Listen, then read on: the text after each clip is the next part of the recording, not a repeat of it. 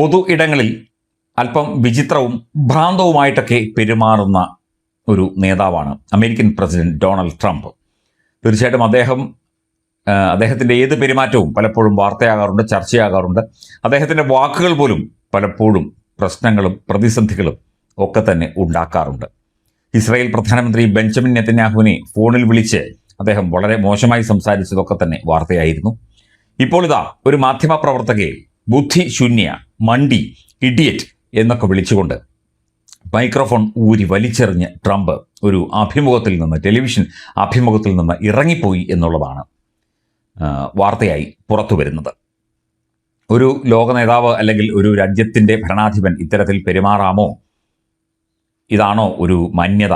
മാധ്യമപ്രവർത്തകരോട് പെരുമാറുന്നതിന് ഒക്കെ തന്നെ ചില ചിട്ടകളില്ലേ, ചില മാന്യമായ ചില പെരുമാറ്റ രീതികളില്ലേ എന്നൊക്കെയാണ് ഈ ഒരു വാർത്തയോട് പലരും പ്രതികരിക്കുന്നത്. വക്രബുദ്ധി, മണ്ടി എന്നൊക്കെ വിളിച്ചുകൊണ്ടാണ് അഭിമുഖത്തിനിടെ ഡൊണാൾഡ് ട്രംപ് മാധ്യമപ്രവർത്തകയോട് മോശമായി പെരുമാറി ഇറങ്ങിപ്പോയത്. NBC ന്യൂസിന്റെ രാജ്യം മുഴുവൻ സംപ്രേഷണം ചെയ്തുകൊണ്ടിരുന്ന മീറ്റ് ദ പ്രസ് ഇന്റർവ്യൂവിനിടെയാണ് അവതാരക ക്രിസ്റ്റ്യൻ വെൽക്കറുമായി വഴക്കിട്ട് ട്രംപ് ഇറങ്ങിപ്പോയത്. മുൻ പ്രസിഡന്റ് ജോ ബൈഡനെതിരായ ആരോപണങ്ങളും കാലിഫോർണിയയിലെ തെരഞ്ഞെടുപ്പ് വൈകിയതുമടക്കമുള്ള ചോദ്യങ്ങളാണ് ട്രംപിനെ പ്രകോപിപ്പിച്ചത്.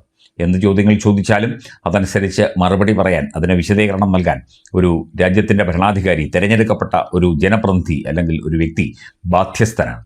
അത് മനസ്സിലാക്കാതെ ഇന്റർവ്യൂവറെ കയറി വക്രബുദ്ധിയെന്നും മണ്ടിയെന്നും ഒക്കെ വിളിച്ചിറങ്ങിപ്പോകുന്നത് തരം താണ നടപടി തന്നെയാണ് എന്ന് വിലയിരുത്തപ്പെടുന്നു. നമുക്കിത് ഇവിടെ വെച്ച് അവസാനിപ്പിക്കാം. കേൾക്കേണ്ടതെല്ലാം കേട്ടുകഴിഞ്ഞു.